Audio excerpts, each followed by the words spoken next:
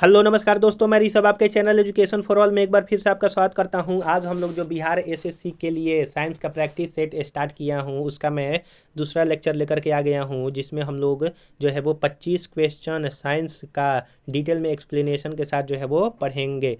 अगर आप बिहार एसएससी का जीके प्रैक्टिस करना चाहते हैं तो उसका मैं 22 से 23 लेक्चर जो है वो आपका कवर करवाया हूँ। उसका प्लेलिस्ट बना हुआ है, आप जो है जा कर के देख सकते हैं। हम लोग जो है अब फिलहाल जो है वो साइंस का प्रैक्टिस सेट कर रहे हैं। अगर आप एलपी टेक्नीशियन का फॉर्म फिल किए हैं तो उसके लिए मैं साइंस का प्रीवियस ईयर क्वेश्चन पेपर और सब्जेक्ट वाइज और टॉपिक वाइज करवा रहा हूँ। आप जो है उसको भी जा करके देख सकते हैं। तो चलिए हम लोग जो है वो स्टार्ट करते हैं।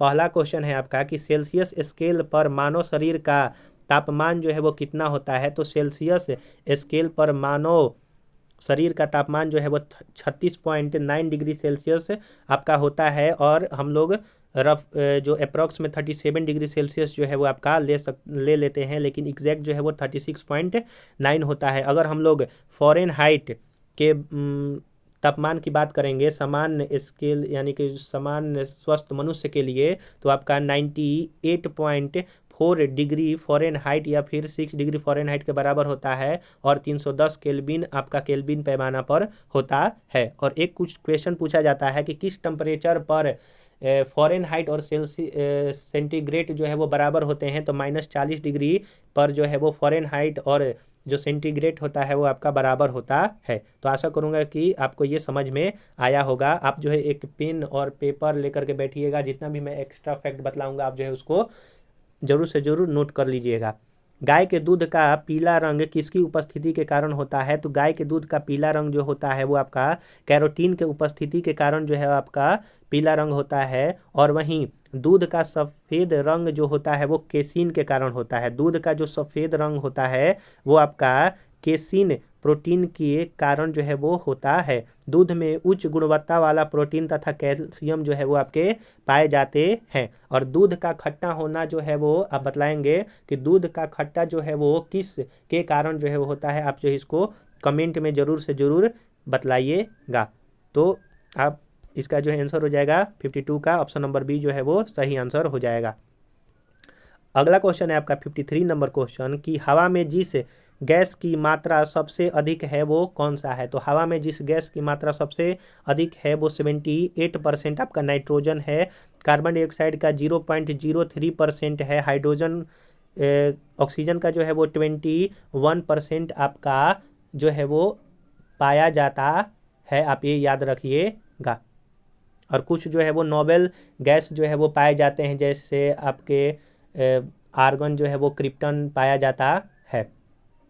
अगला क्वेश्चन है आपका कि आहार नाल सामान्यतः बड़ा होता है। तो जो आपका आहार नाल होता है वो शाकाहारी जो प्राणी होते हैं उनका जो आहार नाल होता है वो बहुत ज़्यादा बड़ा होता है। आहार नाल का सबसे लंबा भाग छोटी आंत होता है और आहार नाल के इस भाग में पाचन की क्रिया पूर्ण होती है।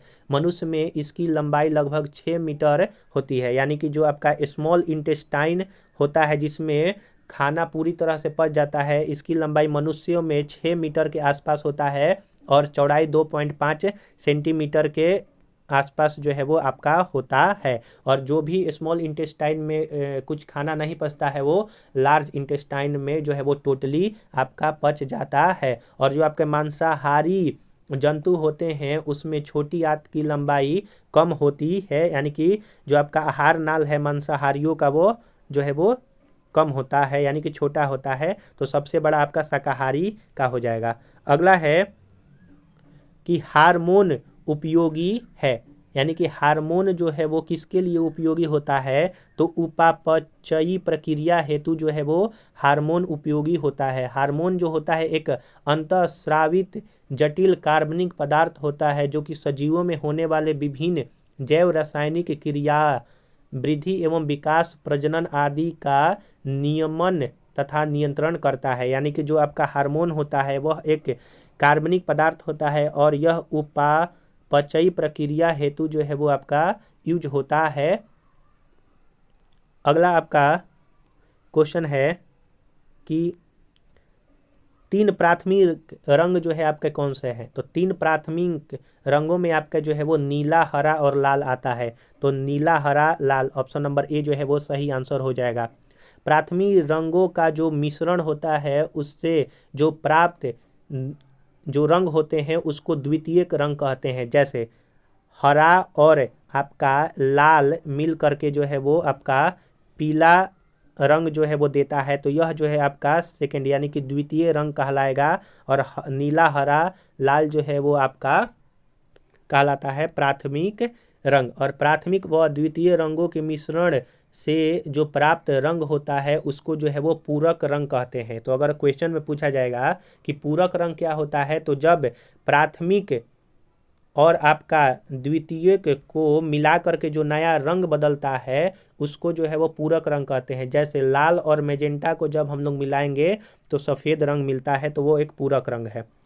अगला है कि ठंडे के दिनों में लोहे के गुटके और लकड़ी के गुटके को प्रातः काल में छुए तो लोहे का गुटका ठंडा लगता है, ऐसा क्यों होता है? क्योंकि जो लकड़ी की तुलना में लोहा ऊष्मा का अच्छा चालक है। यानी कि लकड़ी की तुलना में लोहा ऊष्मा का अच्छा चालक है, इसीलिए जब हम लोग सुबह में लकड़ी और लोहे के गुटके को छूते हैं तो लोहे का गुटका जो है वो ज़्यादा ठंडा महसूस होता है।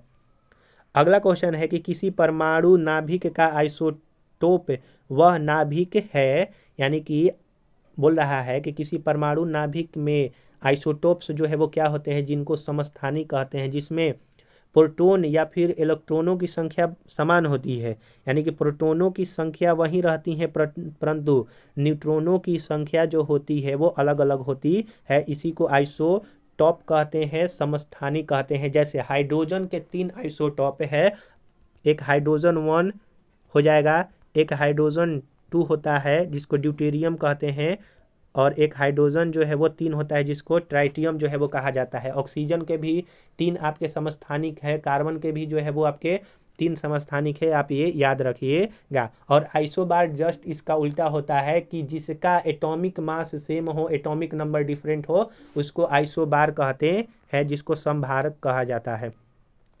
59 नंबर क्वेश्चन है कि मच्छर भगाने वाली दवाओं में सक्रिय रसायन होता है। तो जो आपका मच्छर भगाने वाली जो दवाएं होती है उसमें आपका जो सक्रिय जो रसायन होता है वह कौन सा होता है? तो एलेथ्रीन जो है वो आपका होता है। एलेथ्रीन के लगातार संपर्क में आने से मनुष्य में प्लाज्मा पर इसका प्रतिकूल प्रभाव जो है वो पड़ता है। तो यानी कि अगर मच्छर वाला दवा अगर आप जला लिए हैं रूम में तो उसमें से आप जो है वो सभी को हट जाना चाहिए ताकि आपके शारीरिक जो है वो नुकसान ना पहुंचाए।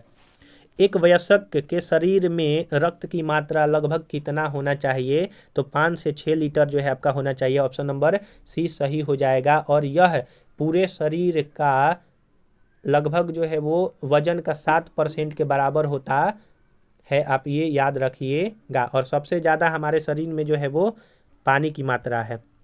अगला है कि पादपों में फिल द ब्लैंक्स होता है जबकि पशुओं में यह नहीं पाया जाता है। तो पादपों में जो है वो क्या चीज़ पाया जाता है जो कि पशुओं में नहीं पाया जाता है? तो पादपों में सेलुलोज पाया जाता है जो कोई पशु में नहीं पाया जाता है। स्टार्च, प्रोटीन और वसा जो है वो आपका पादप में पाया जाता है। पादप की जो यानी पादप मतलब प्लांट होता है, पादप की कोशिका भित्ति सेलुलोज से बनी होती है। यानी कि जो सेल वाल होता है प्लांट का वो सेलुलोज से बना होता है। सेलुलोज एक जटिल पदार्थ होता है जो कि कोशिकाओं को संरचनात्मक दृढ़ता यानी कि मजबूती जो है वो प्रदान करता है। कौन? तो सेलुलोज प्लांट में। आप ये याद रखिएगा। अगर आपको वीडियो पसंद आ रहा होगा तो वीडियो को लाइक कीजिएगा, अपने दोस्तों में शेयर कीजिएगा, और अभी तक चैनल को सब्सक्राइब नहीं किए हैं तो मैं आपसे निवेदन करता हूँ कि चैनल को भी सब्सक्राइब कर दिया कीजिए।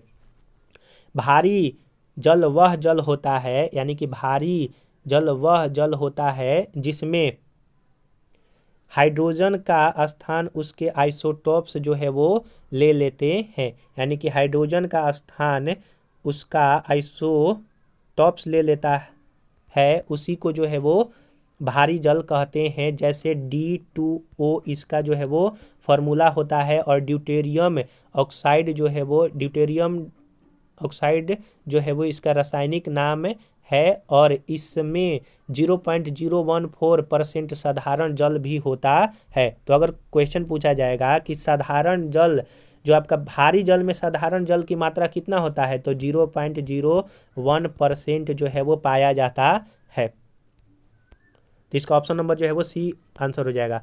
अगला है 63 नंबर की परमाणु नाभिक के अवयव हैं, यानी कि परमाणु नाभिक में कौन कौन पाया जाता है। तो परमाणु नाभिक में आपका प्रोटॉन और न्यूट्रॉन पाया जाता है और इलेक्ट्रॉन जो है वो चारों तरफ जो है वो चक्कर लगाता है। इलेक्ट्रॉन पर निगेटिव चार्ज, प्रोटॉन पर आपका पॉजिटिव चार्ज और आपका न्यूट्रॉन पर कोई भी चार्ज जो है वो नहीं होता है, आप ये भी याद रखिएगा।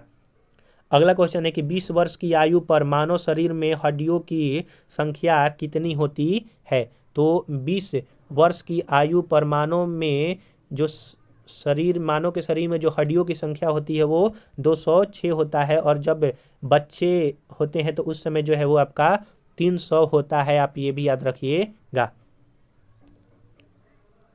इसमें जो आपका ये याद रखिएगा कि प्रोटॉन का जो है वो खोज गोल्डस्टीन ने किया था और न्यूट्रॉन का खोज जो है वो जेम्स चैडविक ने किया था, आप ये याद रखिएगा। और रदरफोर्ड ने जो है वो इलेक्ट्रॉन का खोज किया था, आप ये भी याद रखिएगा।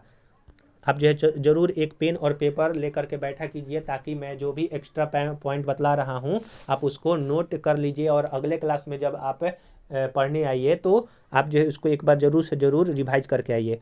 अगला क्वेश्चन है आपका कि HIV द्वारा होने वाला रोग जो है वो कौन सा है। तो एड्स जो होता है वो HIV द्वारा होने वाला रोग है। एड्स का जो फुल फॉर्म होता है एक्वायर्ड इम्यूनोडिफिशियेंसी सिंड्रोम होता है। एड्स एक जो है वो प्राणघातक यानी कि फैटल रोग है और इससे ग्रसित रोगी की जो प्रतिरोधी क्षमता होती है वो आपका कम हो जाता है। तो अगला क्वेश्चन है आपका 66 नंबर की 100 वाट का बिजली का बल्ब यदि 10 घंटे जले तो बिजली का खर्च जो है वो आपका कितना हो जाएगा। तो 1 इकाई होगा। जो बिजली का खर्च का फॉर्मूला होता है वो आपका वाट इंटू आवर बटा में 1000 होता है। कितना वाट है तो 100 वाट है। कितना घंटा चला है तो 10 घंटा चला है बटा में 1000 से अगर हम डिवाइड करेंगे तो 1 यूनिट के बराबर आ जाएगा। और जो हम लोगों का घर में यूज होता है यानी कि जो बिजली बिल हम लोग जमा करते हैं वो यूनिट में आता है और इसको किलोवाट आवर में मापा जाता है। 67 नंबर क्वेश्चन है कि यदि किसी ऐनक के लेंस का पावर +2 डायोप्टर है तो इसका फोकस दूरी जो है वो कितना हो जाएगा। तो 50 सेंटीमीटर जो है आपका हो जाएगा। जो लेंस की फोकस दूरी होती है वो F बराबर 1/P क्षमता होता है। अगर पावर प्लस आपका 2 दिया हुआ है मीटर में, डायोप्टर जो है वो मीटर में मापा जाता है तो इसको सेंटीमीटर में बदलने के लिए 1/2 इंटू हम लोगों को 100 से जब मल्टीप्लाई करेंगे तो 50 आपका जो है वो आपका सेंटीमीटर आंसर आ जाएगा। तो ऑप्शन नंबर सी सही आंसर हो जाएगा। अगला क्वेश्चन है कि निम्नलिखित में से कौन सा एक कंप्यूटर की भाषा नहीं है। तो कंप्यूटर की भाषा इसमें FAST नहीं है। आपका बेसिक सी और फ्रंटोन जो है वो आपका कंप्यूटर की भाषा है। C++ जो है वो आपका कंप्यूटर की भाषा होती है। पानी का घनत्व अधिकतम होता है तो पानी का घनत्व 4 डिग्री सेल्सियस पर आपका अधिकतम होता है। 4 डिग्री सेल्सियस से कम और 4 डिग्री सेल्सियस से ज़्यादा उस आयतन जो है वो आपका अधिक होता है। अगला है आपका कि जब एक श्वेत प्रकाश ग्लास प्रिज्म से गुजरता है तो निम्नलिखित में से कौन सा रंग सर्वाधिक अपरिवर्तित होता है। तो जब एक प्रिज्म से श्वेत ग्लास निकलता है तो जो सबसे ज़्यादा अपरिवर्तित होता है वो आपका बैंगनी रंग जो है वो इसका प्रकाश में सर्वाधिक अपरिवर्तित होता है और लाल रंग का प्रकाश में सबसे कम जो है वो आपका अपरिवर्तित होता है। बैंगनी रंग के प्रकाश का तरंगदैर्घ्य सबसे कम होता है। इसका जो लेम्डा यानी कि तरंगदैर्घ्य सबसे कम होता है बैंगनी का, वहीं आपका लाल रंग का तरंगदैर्घ्य सबसे ज़्यादा होता है। इसीलिए डेंजर सिग्नलों में लाल रंग का प्रयोग किया जाता है। कांच में बैंगनी रंग के प्रकाश की चाल सबसे कम होती है तथा अपवर्तनांक सबसे अधिक, वहीं लाल रंग का चाल कांच में सबसे अधिक होता है और अपवर्तनांक सबसे कम होता है। आशा करूंगा कि आपको ये सारा पॉइंट समझ में आया होगा। अगला है कि प्लास्टर ऑफ पेरिस का सूत्र जो है वो क्या है, फॉर्मूला प्लास्टर ऑफ पेरिस का, तो CaSO4 हाफ H2O जो है वो प्लास्टर ऑफ पेरिस का फॉर्मूला है। वहीं आपका जिप्सम का बोलेगा तो CaSO4 2H2O जो है वो जिप्सम का फॉर्मूला होता है। और जो हम लोगों का अगर पैर हाथ टूट जाता है तो जो उसमें लगाया जाता है तो वो आपका प्लास्टर ऑफ पेरिस ही होता है। निम्नलिखित में से कौन सा अम्ल सिरके में उपस्थित होता है, तो एसिटिक एसिड जो होता है वो आपका सिरका में जो है वो उपस्थित होता है। इसका रासायनिक सूत्र जो है वो CH3COOH होता है। सिरका में 6 से 8% एसिटिक अम्ल होता है जो कि स्वाद को खट्टा बना देता है, और इसका जो pH मान होता है एसिटिक एसिड का वो 3 होता है। हाइड्रोक्लोरिक एसिड जो है वो आपके हमारे शरीर में जो यानी कि जो स्टोमक होता है उसमें पाया जाता है।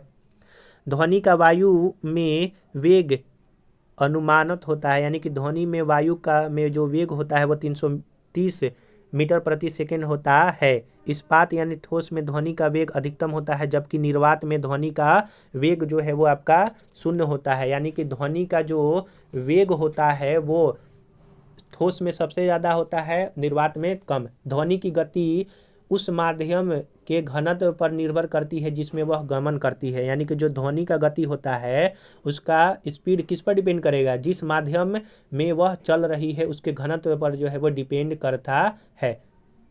सबसे ज़्यादा जो है वो आपका सॉलिड में होता है, फिर उसके बाद आपका लिक्विड में होता है, फिर उसके बाद जो है आपका गैस में होता है ध्वनि का स्पीड। 74 नंबर क्वेश्चन है कि सूर्य के प्रकाश को धरती की सतह पर पहुंचने में लगने वाला समय जो है आपका 8.5 मिनट के आसपास जो है वो लगता है, और वहीं चंद्रमा का प्रकाश पृथ्वी पर पहुंचने में 1.3 सेकेंड जो है वो लगता है। चंद्रमा का प्रकाश पृथ्वी में पहुंचने पर 1.3 सेकेंड और सूर्य का प्रकाश पृथ्वी पर पहुंचने पर 8.5 मिनट लगता है। अगला क्वेश्चन है कि स्टील को कठोरता प्रदान करने के लिए क्या उसमें जो है वो आपका मिलाया जाता है, तो स्टील में कठोरता प्रदान करने के लिए कार्बन की मात्रा जो है उसमें एक तरह से मिलाई जाती है। जो आपका सिलिकॉन होता है, सिलिकॉन चिप वगैरह बनाने में जो है वो ज़्यादातर यूज होता है। अगला है कि क्रोमेटोग्राफी की तकनीक का प्रयोग होता है, तो जो आपका क्रोमेटोग्राफी होता है इस तकनीक का हम लोग प्रयोग जो है वो कहाँ पर करते हैं, तो इसका प्रयोग जो होता है एक मिश्रण से पदार्थों को अलग करने के लिए क्रोमेटोग्राफी का प्रयोग हम लोग करते हैं। तो हम लोगों ने यहाँ पर 25 क्वेश्चन जो है वो साइंस का अति महत्वपूर्ण किया एक्सप्लेनेशन के साथ। अगर आप पेन और पेपर लेकर के बैठे होंगे और उसमें अगर एक्स्ट्रा फैक्ट नोट किए होंगे तो आप उसको कल जो है वो पढ़कर जरूर से ज़रूर आइएगा। अगर आपने पीछे वाला वीडियो नहीं देखा है तो इस वीडियो को देखने के बाद आप जो है जा करके देख सकते हैं। अगर आप ALP टेक्नीशियन का फॉर्म फिल किए हैं तो आप उसके लिए साइंस का मैं प्रीवियस ईयर क्वेश्चन पेपर और सब्जेक्ट और टॉपिक वाइज उसमें करवा रहा हूँ, आप जो है जा करके देख सकते हैं। अगर आप लूसेंट सीरीज करना चाहते हैं या फिर पॉलिटी पढ़ना चाहते हैं तो सभी का मैं डिस्क्रिप्शन में प्लेलिस्ट का लिंक दे दूंगा, आप जो है जा करके देख लीजिएगा। तो अगर आपको ये वीडियो पसंद आया होगा तो वीडियो को लाइक कीजिएगा, अपने दोस्तों में शेयर कीजिएगा, और अभी तक चैनल को सब्सक्राइब नहीं किए हैं तो चैनल को सब्सक्राइब कर दिया कीजिएगा। तो चलिए हम लोग जो है अगले वीडियो में मिलेंगे, तब तक के लिए नमस्कार।